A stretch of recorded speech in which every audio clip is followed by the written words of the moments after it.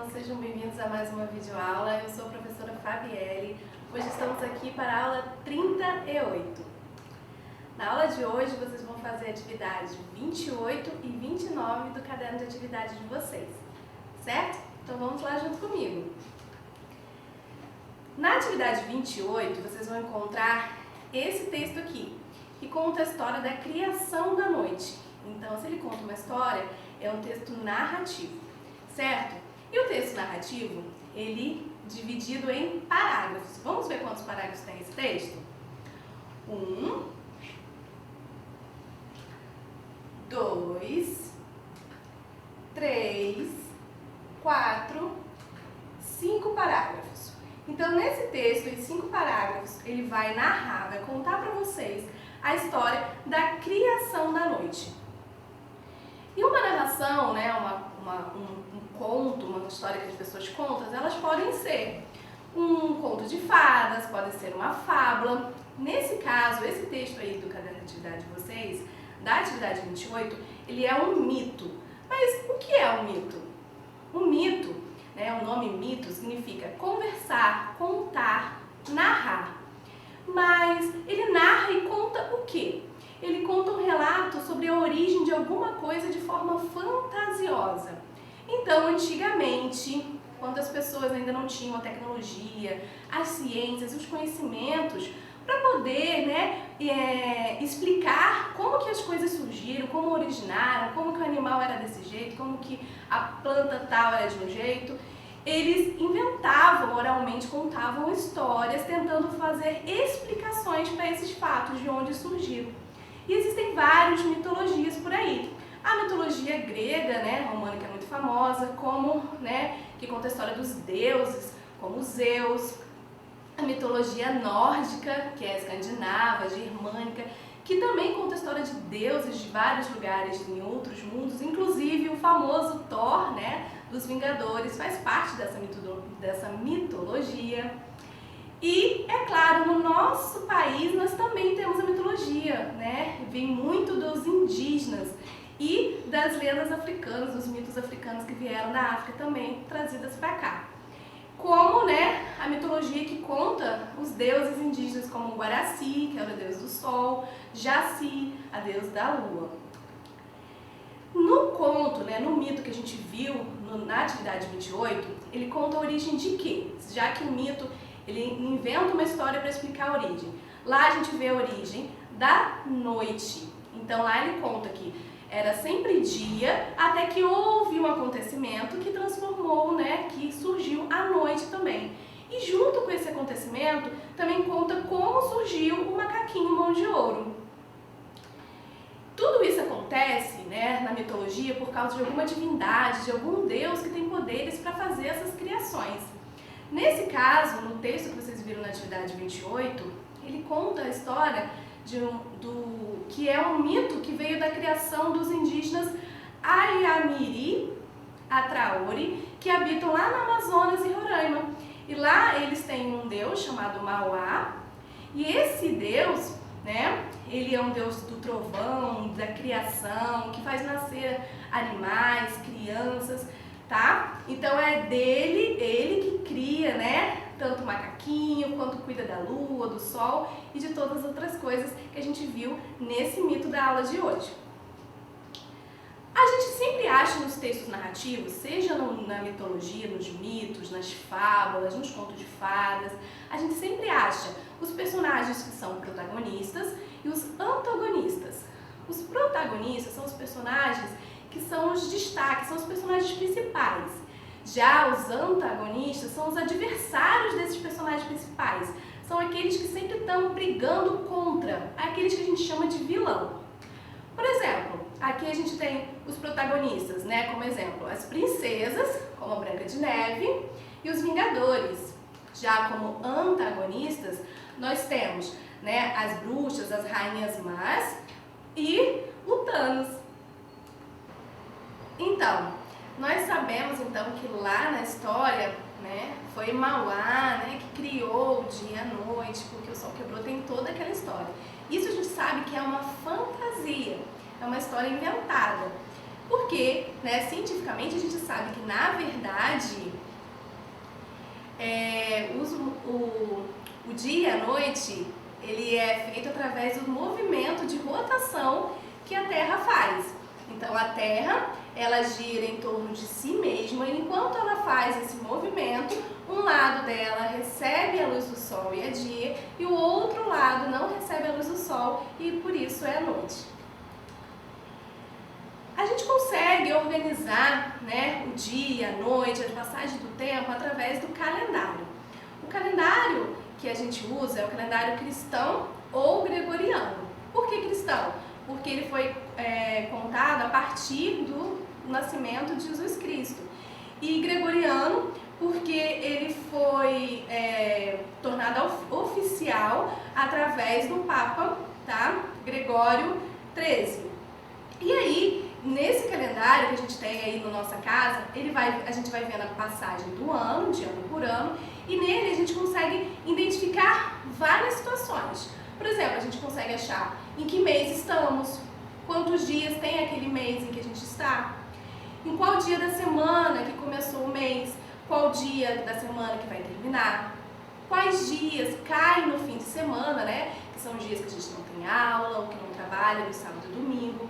Se tem algum feriado ou alguma data comemorativa, como nesse aqui que tem no caderno de atividade de vocês, que é do mês de agosto, que tem o dia 8, que é o segundo domingo, dia dos pais. No caderno de atividade de vocês também vão encontrar, né, essa decomposição do ano em que nós estamos, 2021. Então, nesse ano, 2021, tem uma decomposição, e essa decomposição ela foi feita multiplicando. Vamos ver como que aconteceu? Uma forma da gente ver como que a gente facilita isso, para a gente fazer mais rápido, com mais atenção, é a gente utilizar as posições dos números. Então, o número 1 está na unidade. Se ele está na unidade, ele vai valer sempre 1 em 1.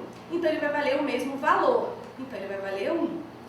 Já o 2, ele está na casa da dezena. Se ele está na casa da dezena, ele está na casa do 10. Significa, então, ali que eu tenho 2 vezes o 10. O 0, ele está na casa da centena. Mas o 0, ele não vale nada. Então, a gente não precisa colocá-lo. Então, a gente passa para o próximo, que é a unidade de milhar. A unidade de milhar é a casa do 1000. Então, se eu tenho 2 na casa do 1000, eu tenho 2 vezes 1000. E aí, na hora ali, eu já tenho a parte como que esse número foi formado, todo ele ali decomposto. E se eu juntar, né, mostrar ali, né, o mais e juntar, eu vou ter o ano em que nós estamos, 2021. Já na atividade 29, nós encontramos um poema. E esse poema diz assim: me disseram que meu cabelo é ruim, por muito tempo acreditei, mas hoje eu sei que ruins são as pessoas, meu cabelo não faz mal a ninguém. Então, nesse poema, a gente encontra a palavra ruim, e essa palavra ruim está relacionada ao cabelo. Mas quando a gente pensa em ruim, a gente pensa em quê? Em uma coisa que nos faz mal. O que nos faz mal é o que nos machuca, o que nos decepciona. E o cabelo que está preso na nossa cabeça, ele tem alguma atitude? Ele consegue fazer alguma coisa para alguém? Não, não é mesmo? Então essa é uma palavra que não deve ser utilizada para falar do cabelo, porque ruim são acontecimentos, por exemplo, uma tristeza que aconteceu, ou são pessoas que fazem mal a outras. Então isso a gente pode relacionar à palavra ruim. Agora, quando tem relação à aparência, a gente não pode utilizar ruim, porque aí se torna um preconceito. E aí, um preconceito é uma coisa ruim, certo? Aí devemos usar essa palavra. A autora desse texto, ela escreve: me disseram, meu cabelo. Então, conforme ela foi escrevendo a história, ela foi contando dela mesma, ela foi narrando o que estava acontecendo com ela mesma. Então, ela se tornou o personagem desse poema. Então, o narrador desse texto é um narrador-personagem. Então, se a gente está falando aqui sobre aparência física, sobre cabelo ou não e tal, a gente tem que entender que o povo brasileiro, ele não é um povo formado por apenas uma etnia. Nossa formação do nosso povo brasileiro é bastante miscigenada. Então, ela ocorreu através de uma mistura de diversos grupos humanos. Os indígenas, que já eram os povos nativos que viviam aqui no Brasil, os africanos, que foram trazidos como escravos para cá, e os imigrantes europeus e asiáticos, sobretudo os portugueses, que a gente chama de brancos, que são aqueles que vieram para cá porque queriam mudar de vida, porque estavam atrás de um emprego. Então, diferente de todos eles aí, os africanos, eles foram os únicos que foram, né, que trouxeram, que vieram para cá à força, diferente dos outros grupos de etnias. E eles são pessoas tão incríveis que, mesmo, né, estando aqui, né, não querendo estar aqui, eles fizeram parte da nossa cultura, viraram brasileiros e trouxeram muito da cultura africana para dentro do nosso país. A gente encontra uma riqueza muito grande, tanto na moda, quanto nas estampas, nas cores, nos esportes, danças, músicas, né, como samba, batucadas, e na comida também, nas palavras que a gente fala no dia a dia, nas coisas que a gente come, como o bobó, o acarajé, o manguzá. Nessa frase, me disseram que meu cabelo é ruim. Vamos destacar a palavra disseram? A palavra disseram, ela é uma palavra que tem 8 letras. Vamos contar? Então nós temos 1, 2, 3, 4, 5, 6, 7, 8. Temos 8 letras. Mas na hora que a gente pronuncia, que a gente fala disseram, a gente só fala 7 sons, que a gente também chama de fonemas. Por que a gente só fala 7 sons? Porque a gente fala o SS como se fosse um som só. Quando a gente tem 2 letras que juntas fazem um som só, nós falamos que aquela palavra, aquele pedaço, aquela junção de letras é um dígrafo, né? Ali nós temos um dígrafo. Então, um dígrafo é o encontro de 2 letras que juntas fazem um som só. Vamos ver outros exemplos de dígrafo? Então, nós temos aqui o CH, RR, LH, SS, NH, SC, GU, SC cedilha, QU e XC. Então, quando a gente fala palavras como chave, a gente tem o C e o H, mas a gente só escuta o som sh. Quando a gente fala barriga, nós temos 2 R's, mas a gente só escuta o som. É a mesma coisa no osso, ninho, piscina e por aí vai. Mas a gente precisa ter atenção. Em alguns casos, né, a gente pode ouvir o som de 2 letras, mesmo tendo alguns dessas junções aqui. Então a gente precisa prestar bastante atenção, porque se a gente escutar o som das 2 letras na leitura, ali não vai ter um dígrafo. Isso pode acontecer quando a gente vê palavras com GU, QU, SC e XC. Vamos ver o exemplo? Aqui, ó, nós temos a palavra queijo. Quando eu falo queijo, eu não escuto o som do U. Queijo.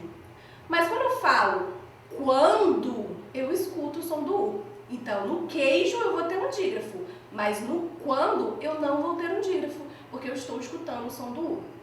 A mesma coisa acontece em foguete, que eu não escuto o U, mas em água eu escuto.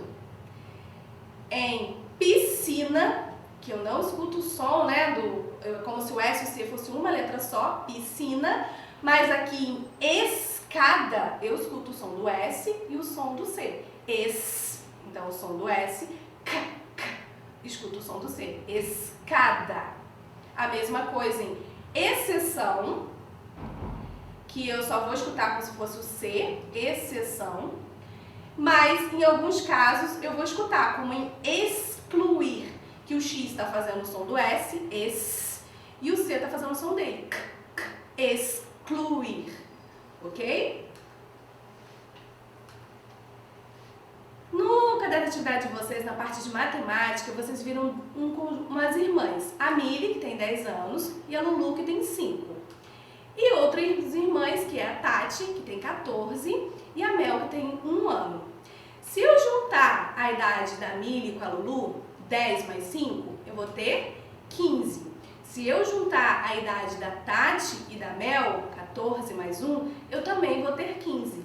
Nesse caso, ali a gente tem uma relação de igualdade, porque os valores, os resultados da soma das idades das duas irmãs em cada caso vai dar 15. Então ali nós vamos ter uma relação de igualdade, ok? Pra gente, né, é muito importante a gente entender que pra gente ver se um valor com o outro, uma conta com outra tem relação de igualdade, a gente vai usar o sinal de igual para dizer que um valor é igual ao outro, que tem relação de igualdade, que são equivalentes. E quando não for, nós vamos usar o sinalzinho de diferente. Esse sinal aqui, que é o sinal de igual, cortado com um tracinho. Ok? Então, a gente se vê na próxima aula. Até a próxima. Tchau, tchau.